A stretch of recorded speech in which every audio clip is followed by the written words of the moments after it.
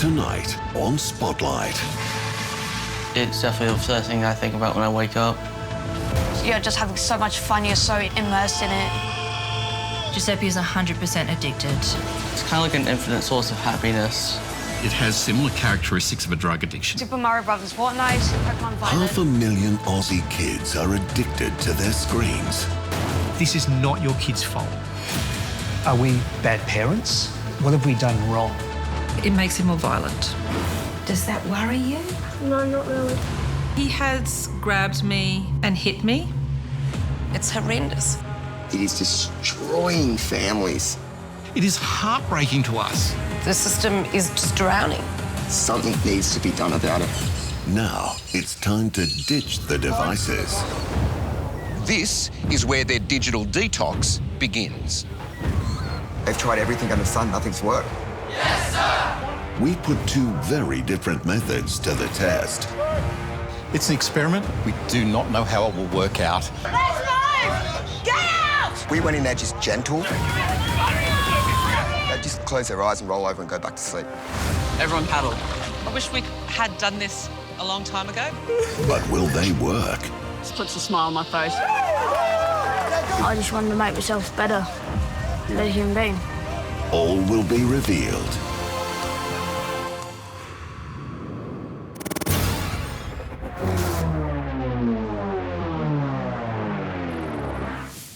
Hello, I'm Michael Usher and welcome to Spotlight. Well, technology can be both a blessing and a curse for every parent. Allowing kids to use their devices can bring some much-needed peace and quiet to a house. But too much screen time can lead to addiction. Finding the balance is very difficult. Right now, up to 500,000 teens are officially addicted to their screens. In some cases, it's turning them violent, and new research shows it's even shrinking their brains. It is deeply concerning, but there is hope available right now. Tonight, we go inside the groundbreaking research into beating screen addiction. One method is tough love, the other, a softer therapy. The results are fascinating. Do you think that you're addicted to playing your games? Yeah, probably. Does that worry you? No, not really. Do you think that that's what Mum and Dad are worried about? Yeah, probably. Giuseppe is 11 years old.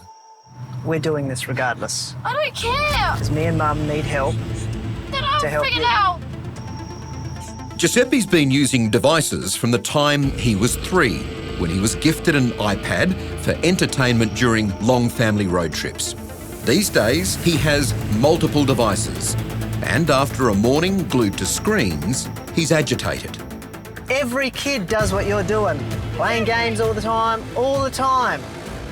It's a whole societal thing. That's what I'm freaking saying. I know. They need to help us get the balance right so you can also do some other things. It's be over. Well, the sooner you cooperate, the sooner it will be. I'd rather be dead than onto them. I worry that he's not going to be a normal functioning adult man because he's all day and night on that device. Giuseppe is 100% addicted. It's his life and that's all he wants to do. He doesn't find joy in anything else. He gets frustrated if you want him to do anything else. He's starting to swear. He's never done that before. So definitely 100% addicted. It's an argument over gaming that could be playing out in any household. Young people on devices, totally consumed by their tech, then losing control when they're asked to stop. Since it's an addiction for me, it's kind of like an infinite source of happiness. 14-year-old Luca says his only friends are online. Well, my normal life is pretty boring, whereas like my gaming life, I'm a fun guy into games. So Luca has ASD, level 2, ADHD and anxiety, which were diagnosed when he was about 6.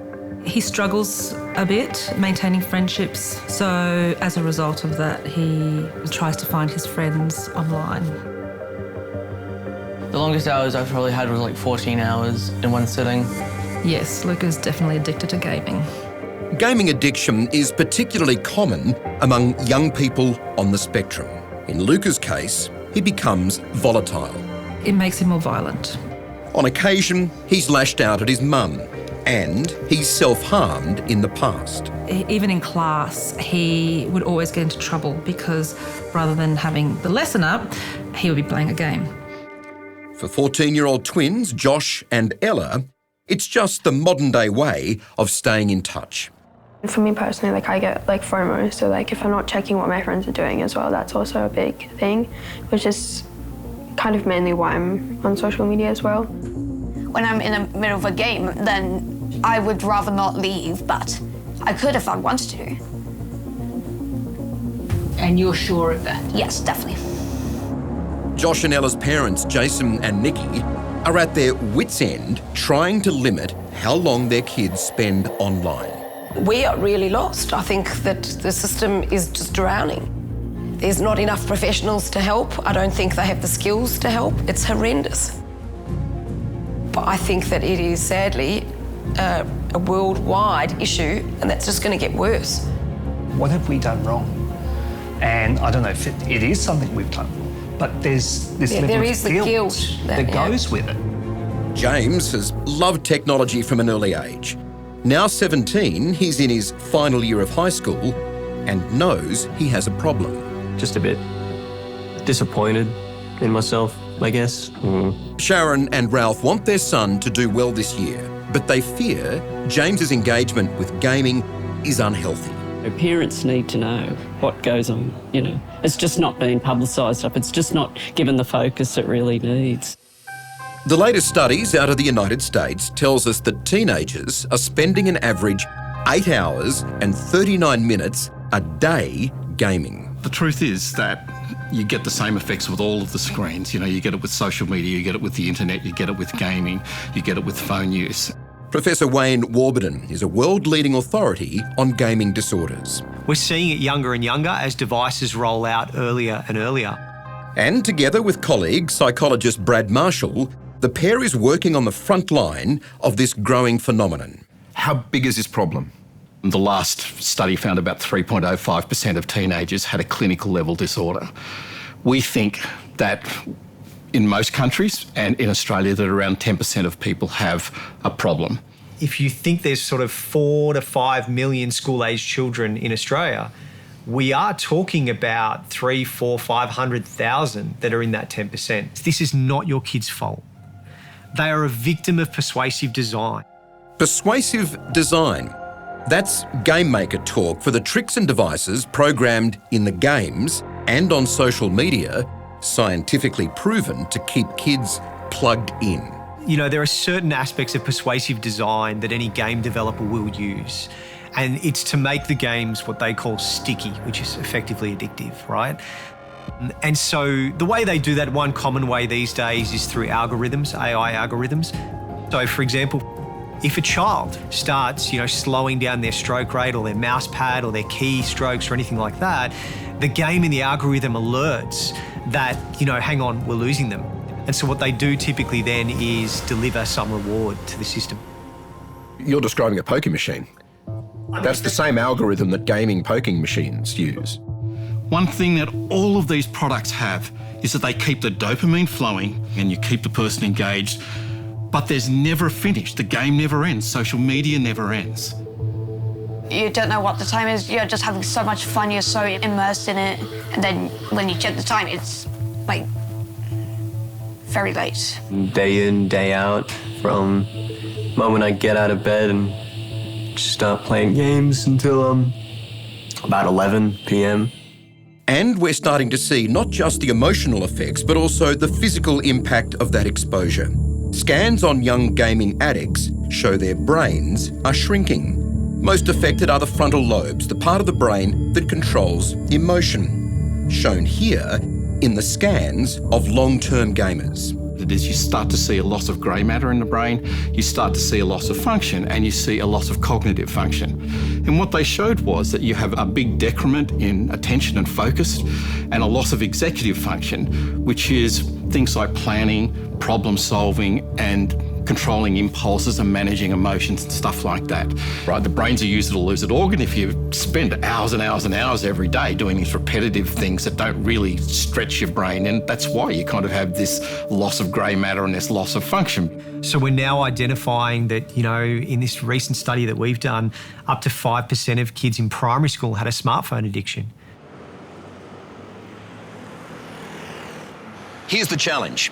How do we get a generation of young addicts who are stuck inside, in the dark, on games like this, and out here, into the real world with real action, real people in live sport, music, even the movies? Because right now, all those forms of entertainment are no match for the multi-billion-dollar international gaming market.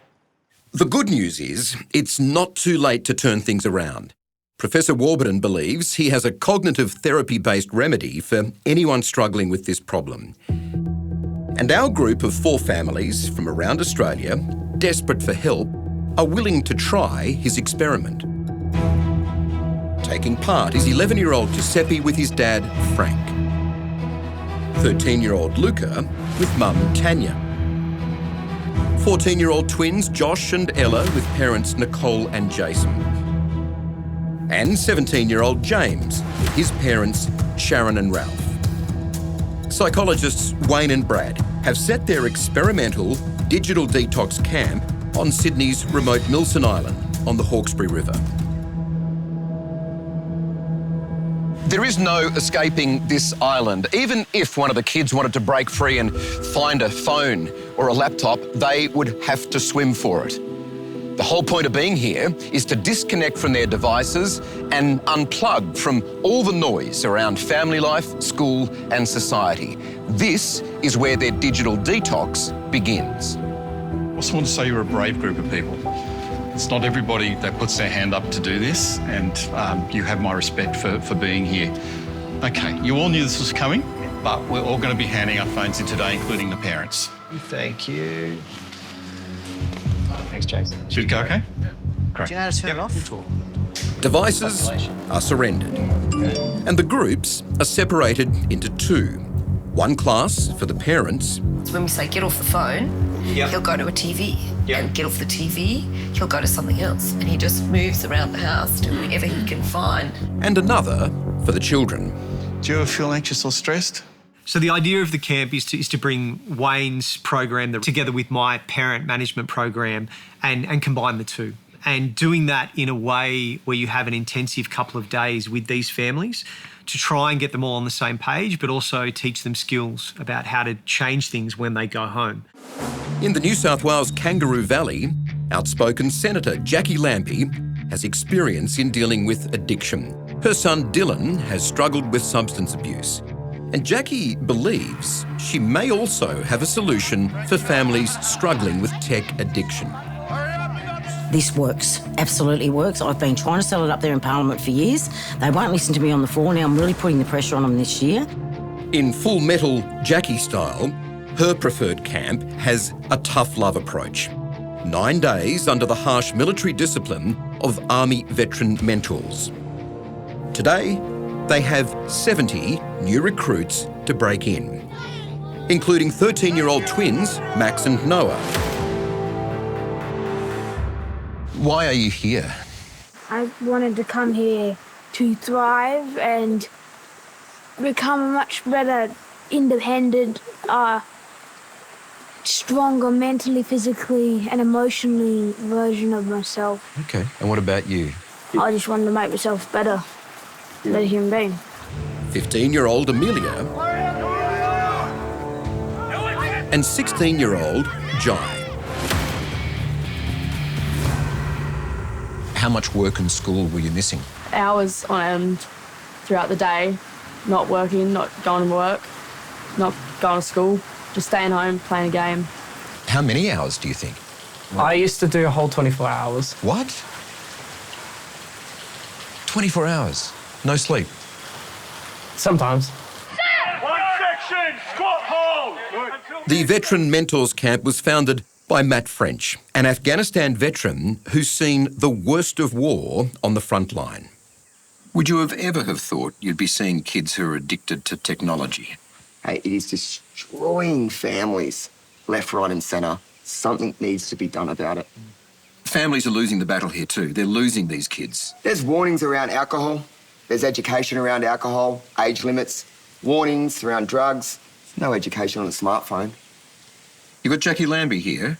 What are you hoping she can do? We need to ramp this up. We have a solution. Now, we're not the solution to the whole problem. I am not that naive to say that. Things need to happen and happen fast. These veterans, many of them medically discharged after tours of Afghanistan, know what it's like to be broken and rebuilt. So what you're going to do is make yourself as helpful as possible. Do you understand? Yeah?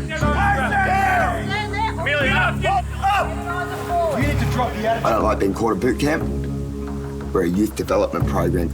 Only 1 in 5 of people that inquire on our programs can get on. Those phones are ringing hot all day long. Get hundreds of emails every day. A former soldier herself, Senator Lambie, is a big supporter of this program. She's here for the full 9 days and knows the drill. Come on, get those jammies out, let's go. Come on. When you get them there, you've got to reduce them right down to nothing. Once you get them past that first 72 hours, then they're on their way, then you can rebuild them. Before this camp can get down to business, luggage is searched. Personal effects are stripped back to the bare essentials. 1 cooler wet weather jacket and 1 jumper. Hold them up. You will need it. Any contraband, including vapes and cigarettes, are confiscated. Orientation is finished off with a drenching to make sure there's nothing hidden on the body. Change that language to I will. Now get there and get out. The first 3 days is hard, it's tough. The parents understand that when they see photos of their kids, they won't be smiling those first 3 days. Afterwards, uniforms are distributed and it's game on. Good. Very impressive. Kids know their own sizes for once. Yay. Line it up. Way forward. Up next, the battle against screen addiction increases. Trust me, you'll feel amazing. And soon, the results are in. Did these camps help our kids ditch their devices?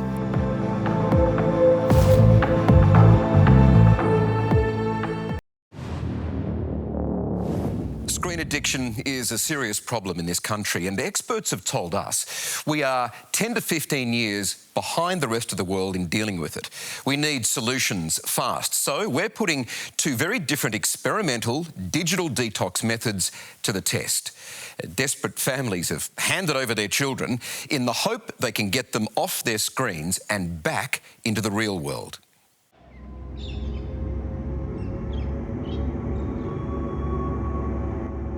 Jackie, what's about to happen here? Well, it's 6 o'clock in the morning. We're about to wake them all up and give them the worst nightmare of their lives. It's a reality check day this morning, mate. Non-negotiable. They've got to get out of bed pretty quick. Full water bottle. Get out of bed. Let's see how it goes. Just getting my voice ready. Beauty.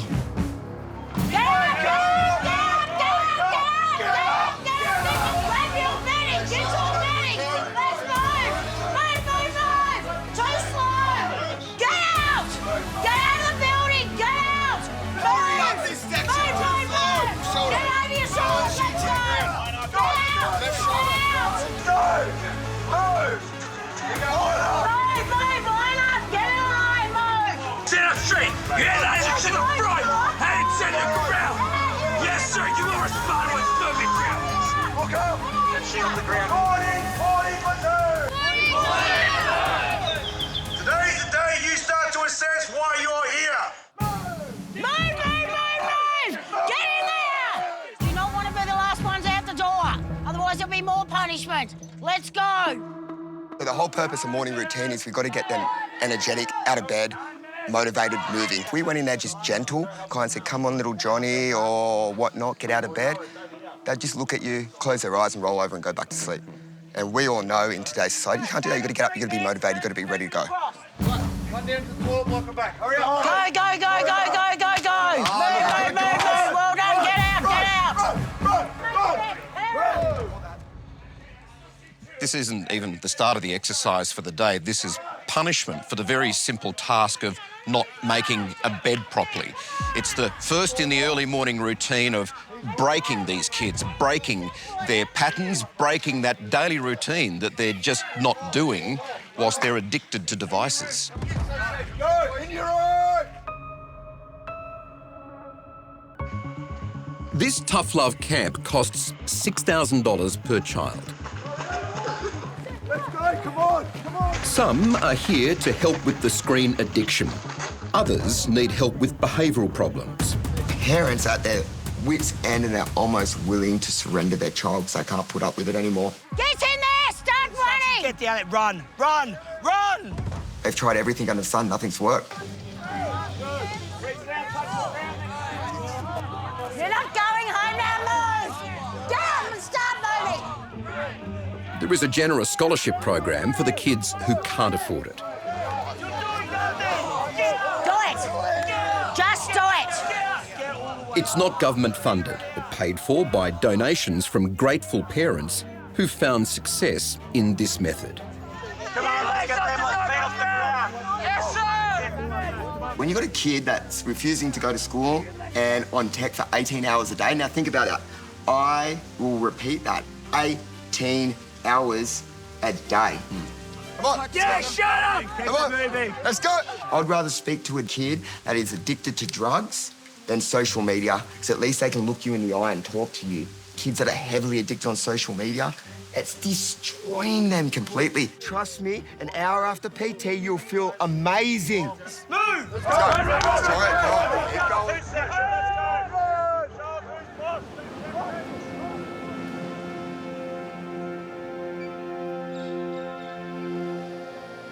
Back on the island at Camp 1, the gamers and parents are in session.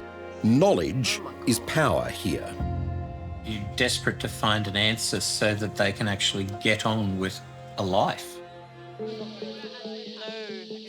After hours of theory, it's time to get physical. Getting these kids away from their screens is vital to breaking bad habits. All right, so you guys, go. Everyone paddle. As we stand here now, watching all of your children out there, not on devices, a bit of physical activity, what does it mean for you? I love it. I just think, I wish we had done this a long time ago, but it's very difficult trying to get him out and do anything that's physically... How hard is that? Extremely hard. It's argument after argument. Isn't this fun, guys? Sharon, what about you down the end? Just to be watching this now, to have the kids out on a canoe. Always puts a smile on my face when my child's active. Jason, you same? Same. The devices take over. What's your daily challenge, Frank, in getting your son off a device to get him unplugged? Forward. Everything is boring other than being on a game. You and me, shoot some hoops. It's an experiment. We do not know how it will work out. This is not a quick fix. You don't turn something like this around in a couple of days. All you can do is to start the journey well. You're very much There you go, on Frankie's your own. off. He's come back pretty active. How do you do it? Building a sandcastle. I think they've got After today, I think we're going to be able to give them some things that will help most of them to start the journey well. I just wanted to check in and see how this is actually going and what you think of it so far. So, Joshua, what about you first? I think it's good. What have you learnt so far? Not much. Really? Do you think it's good for you or good for your parents Parents. being here? Parents. The parents. They're the Why- ones that signed me up for this. I'm finding it pretty well, and I feel like this camp will really help me not spend 170 hours weekly on my devices. Is that what you're doing? Well, yeah. It's like 17 hours a day, I think. 17 hours a day? Yeah. I came here mostly to learn about mostly the brain. Like, I know about all the ways in which games, the internet, screens and such keep you at a hold and could possibly give you some sort of an addiction, but I wanted to know how it affected me and such to gain that kind of knowledge. And I'd say for a reasonable amount, it did kind of help. I think also because we're like the first generation to grow up with all these devices and internet and everything. It's like we've all kind of grown up with it, and it's now we're finding the problems. Yeah. At Camp 2, it's a continuing physical slog. It's rained every day so far, and a small sign that the breakdown is starting to work. Who's just got so worked up that Mum said no to you being on your games or your computer anymore, that you've just gone whack. Be honest, this is the first part of accountability, yeah, and this is what today is all about. So the lesson here is to control your anger. There's a certain stopping point before you actually hurt somebody. Give it to him, that's it, get it out. Get it out. That's the way, get it out. That's it, get it out. Get it out, get that anger out, get it out. Just think of your worst moment. What's it like at home? Just belt them. Rain, hail or shine, the challenges just keep coming. We have full belly. Yes, sir. Do we like full belly? Yes, sir. Do they keep us warm? Yes, sir. It is tough, but with an emphasis on gratitude. Thank you, kitchen staff. Thank you, kitchen staff. Thank you, kitchen staff. Thank you, kitchen staff. We get results, and we have been for 7 years. 3,000 families have gone through our programs, okay? This wouldn't be happening if we weren't getting tremendous success. My phone wouldn't be blowing up continuously if it wasn't success. We wouldn't be getting continuous emails day and night. Wouldn't have Jackie Lambie here, okay? My staff wouldn't be coming back time and time again if it wasn't working. Coming up, a heartbreaking loss. We were looking for answers, ways to help him. And later, did these camps help our kids beat their screen addiction? He negotiates pretty hard for an 11-year-old.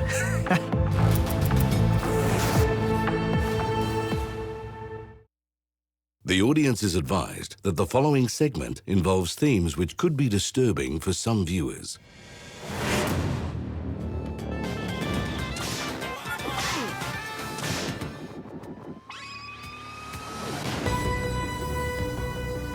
Gaming addiction, at its extreme, can ruin lives.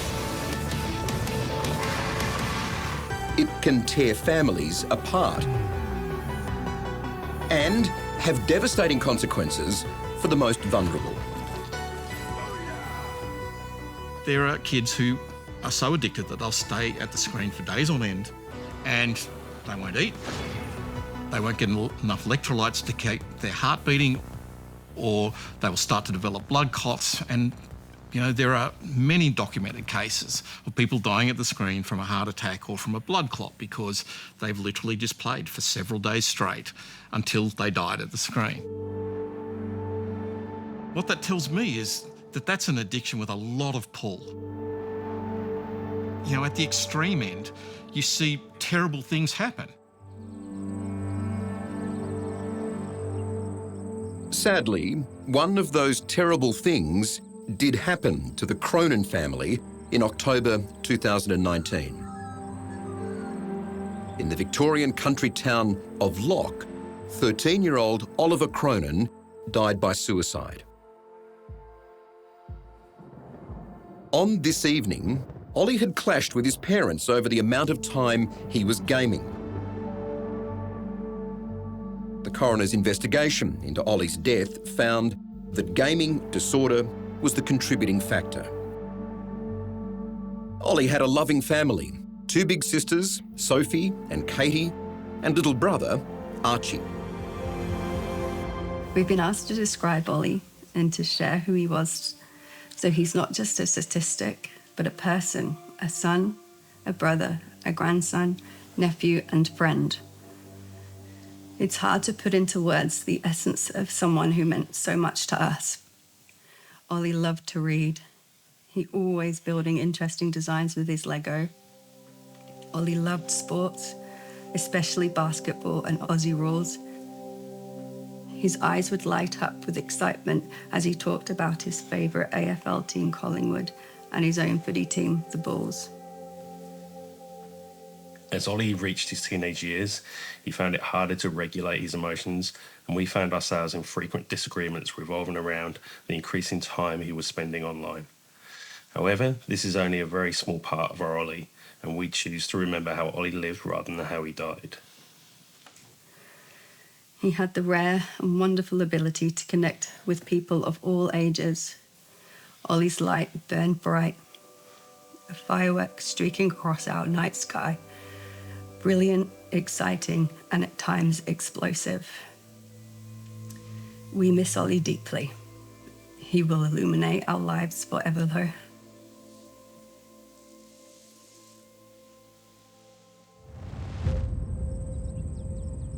I love when people talk about him and talk about him with me, and then I'm actually friends now with a lot of his friends. So hearing like them tell me stories and stuff that I've never heard before, I love it. We were looking for answers, ways to help him. But yeah, there was nothing available, really. We are the first generation to have gone through this, not knowing how the children are going to come out the other side of it. We don't know that yet. They're not adults yet. The coroner's findings in that a couple of years ago were very, very clear. The coroner stated that there was not enough resources and education in this country. There was nowhere for that family to turn to get help when things started going downhill. So we have this on the public record from an Australian coroner stating that there is not enough access for parents and young people in treatment of gaming and screen disorders. But 2-3 years on, we're in the same position. Nothing's been done. Nothing's changed.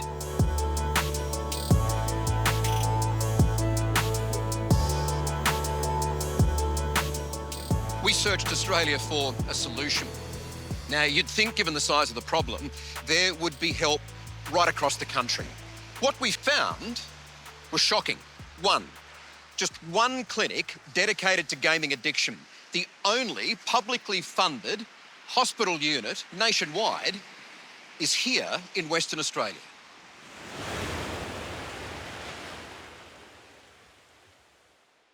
This is a big problem. I believe that gaming disorder is underreported, underrecognized, and there is a lack of screening. Dr. Daniela Vecchio is the senior consultant psychiatrist at Perth's Fiona Stanley Hospital. She runs the Gaming Addiction Clinic. 2 years ago, the hospital recognised that some young patients being admitted suffered mental health issues related to gaming. Dr. Vecchio said she could help them. The parents are screaming out for help, aren't they? Yes, the parents are screaming for help. So, Ryan, I can see that you've made a great progress. Yeah. The clinic is open 7 days a week, but still can't keep up with demand. One of the early referrals was a then 25-year-old Ryan Roach, a chronic gaming addict. Well, I think there's like two types of addicts. There's one that doesn't realise they're an addict. I was that kind. And there's the one that knows they're an addict and has to like not admit it to anyone. Otherwise, they have to do something about it. How bad was it, do you think? Pretty bad. Yeah, really bad. At his worst, Ryan was gaming 16 hours a day. His weight dropping to 55 kilos. I was extremely depressed and at one point suicidal. I went to Fremantle Hospital. They didn't specifically refer to me to Daniela. They just said there's a clinic that is looking at trying to, you know, fix video game addiction, having a go at that. Do you want to give it a go? And I said, yeah. You happier now? Yeah, definitely. The experience was transformative. Ryan is now healthy and 2 years into a nursing degree. In Ryan's case, he trusted our clinic and he has given his computer to us. So you have Ryan's computer? I have a Ryan computer and because the computer was a temptation. So when Ryan needs the computer for his study, for whatever, then the computer, of course. You can hand it over? Absolutely. That must have built up a lot of trust to get to that point. A lot of trust. A lot of trust. Yeah, I'm fine with her holding on to it. 20. Ryan's love for playing Dungeons and Dragons continues, but he also helps run one of the clinic's workshops for other gaming addicts.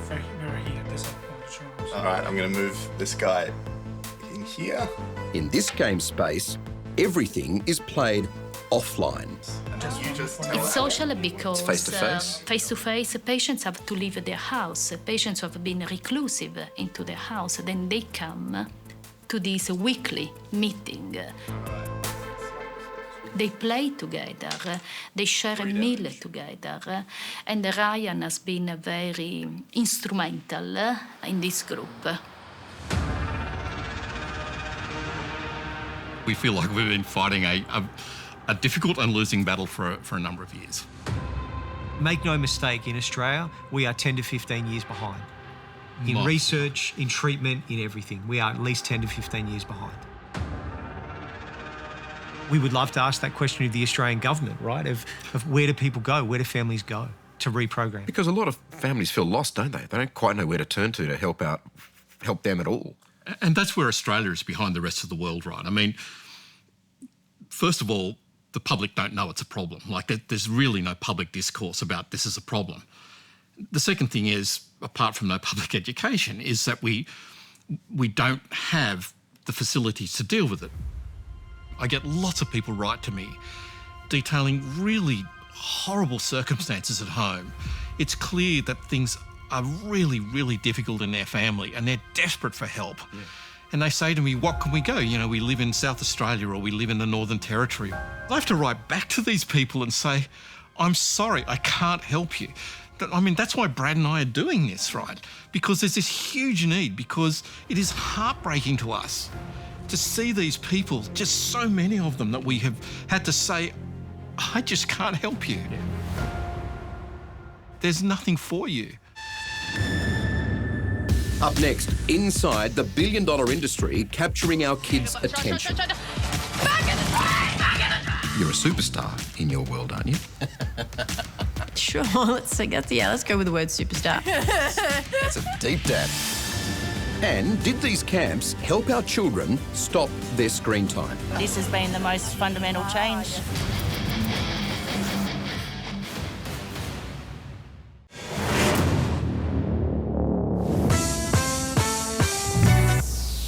For the very talented, gaming can be a very happy space and very lucrative career.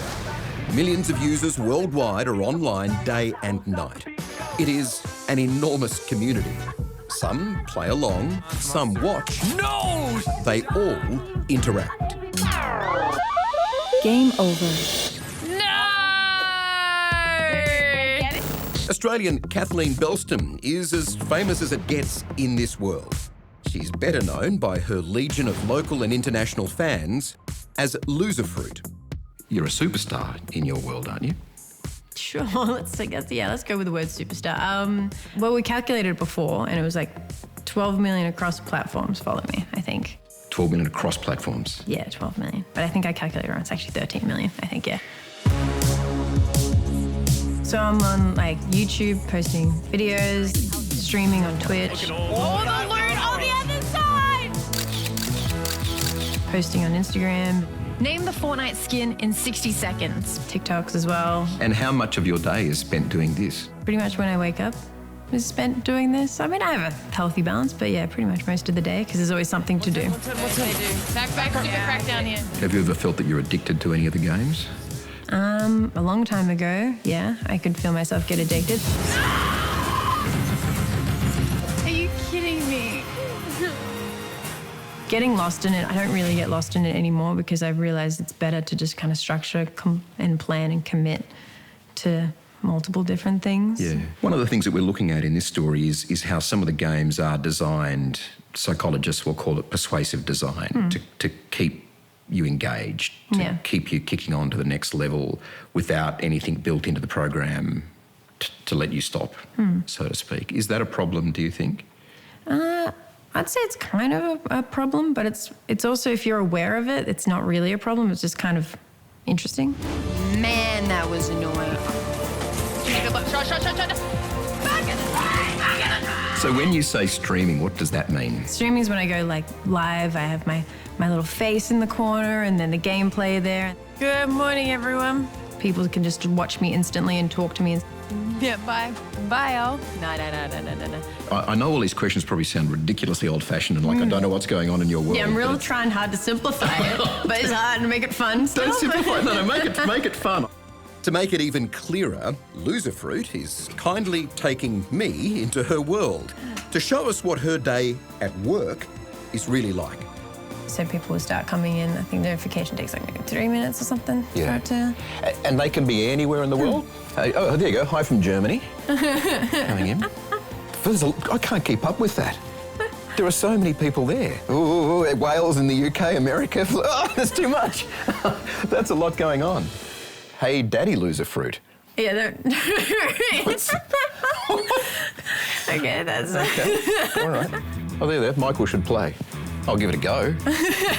Just W, and A is to go left, D is to go right. W is forward? Yeah. Well, normally you just go like this, so you can just W and then like that makes it easier.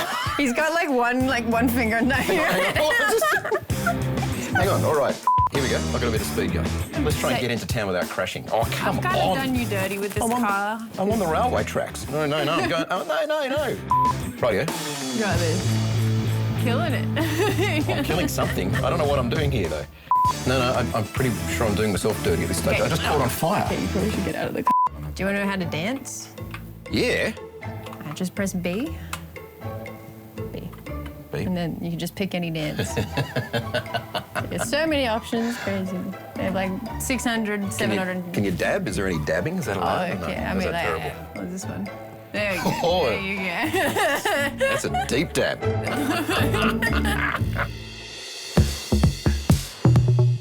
Kathleen is 31 and already 10 years into her gaming career. She worked out some time ago that balance was important. Right next to her computer room is a personal gym. For her mental health, her fans and sponsors, Loserfruit stays in shape and knows when to unplug. I used to be more unhealthy back in the day because it was like more about the long hour streams, and now I'm more healthy with it.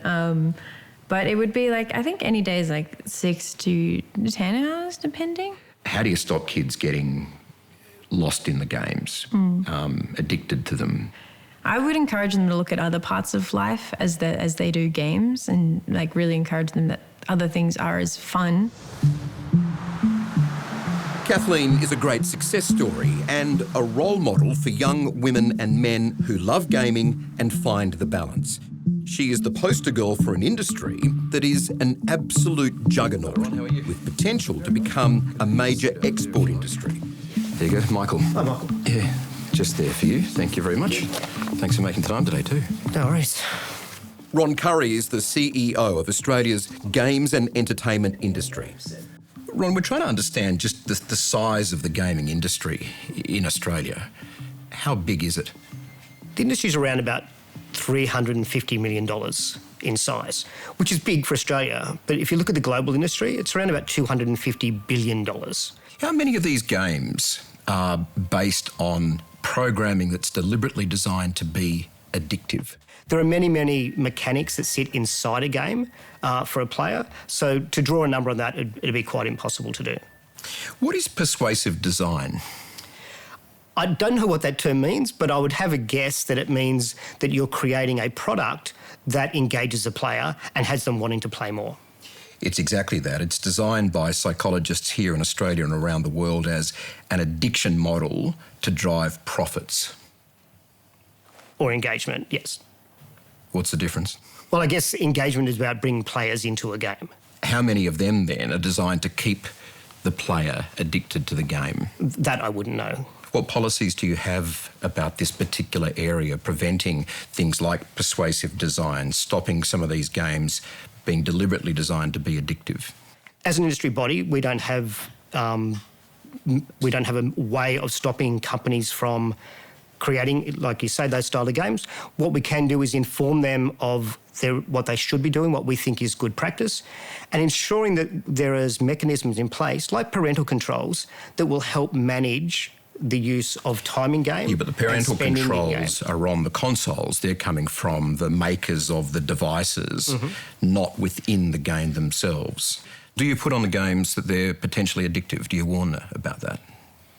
No. Why not? Well, I guess games are classified in a certain way, and having this game could be addictive isn't part of the classification scheme. The truth of it is, right now, the government's 10 steps behind. They're not acknowledging it as a problem at all.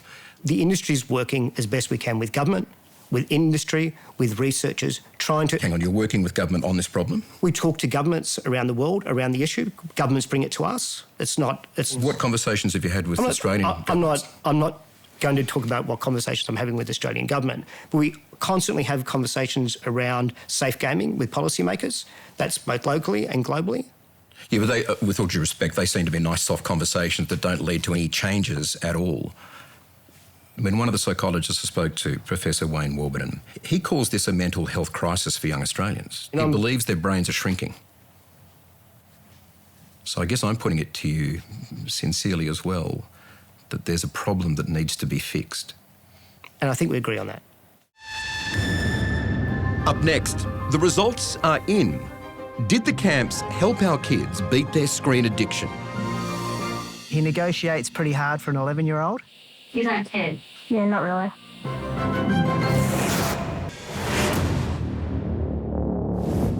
Welcome back to Spotlight. If you've ever been worried about how much time your kids are spending on their screens, I'm sure you'll be interested to see how our 2 digital detox camps went. Well, the results are in, and you might be surprised. It's the final day on the island, and there's one last important task. Each family, parents and children, has to agree on a deal, holding them to change their ways. And even Giuseppe, so reluctant on arrival, has begun to come around. He negotiates pretty hard for an 11-year-old. So holidays count as weekend days are not holidays. But I think we're both relatively comfortable with where we've landed. 2 hours on a school day and 5 hours on a weekend day. I guess I'll try. Mine still has some holes. I'm armed now with the knowledge of how to help my son with his addiction. What we lock in now is going to be for the rest of the term. Yeah, we're seeing this right through, so yeah, I'm looking forward to it. First of all, I'd like to say thank you to them for helping me. And I feel like other kids should also come here. This gives us a completely different platform. And just a whole lot of different tools and support from people that know what they're talking and about. confidence. Because what has been brought to this island is fantastic.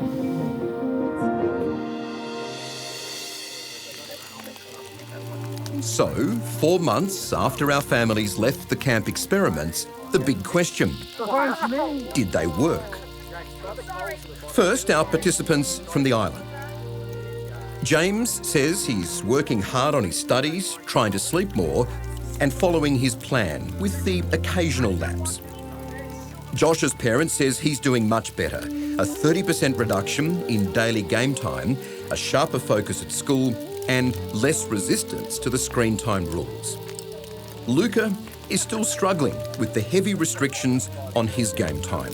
But the parental controls are all in place, and Mum is not backing down. Ella still fears she's missing out on phone time, but is much happier with the calmer household. The biggest turnaround has been Giuseppe. His mum tells us he's taken up tennis and hiking.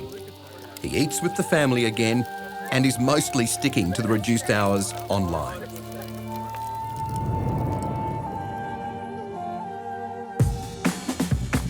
In the valley at Camp 2, what a difference 9 days made. Chaos at the start. Come on, leg it, them on feet off the ground. Yes, sir! Now, discipline.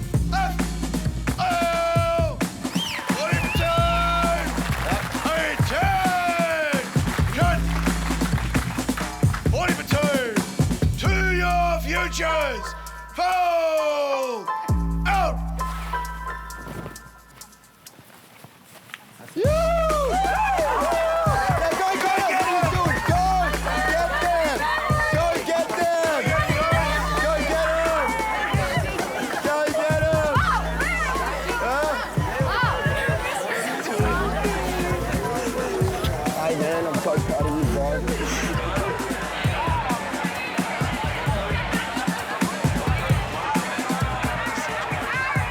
That moment there is everything.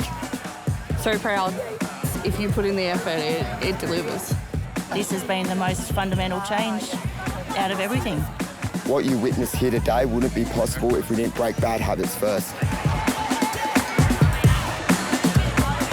We can go forth and we're going to dominate, aren't we, guys? Yes, ma'am. And we wish all those families every success in taking those learnings back home. We'll check in on them soon to see how they're all going. And before we go, we'll look at what we have for you next week.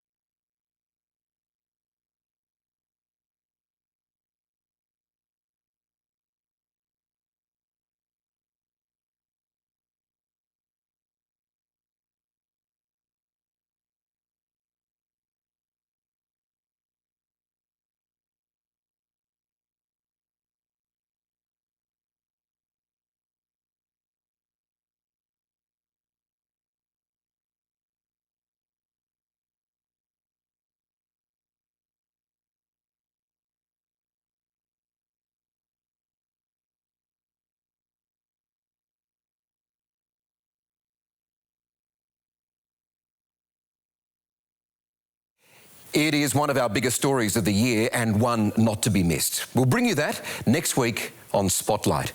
Until then, I'm Michael Usher. Thanks so much for your company. Good night.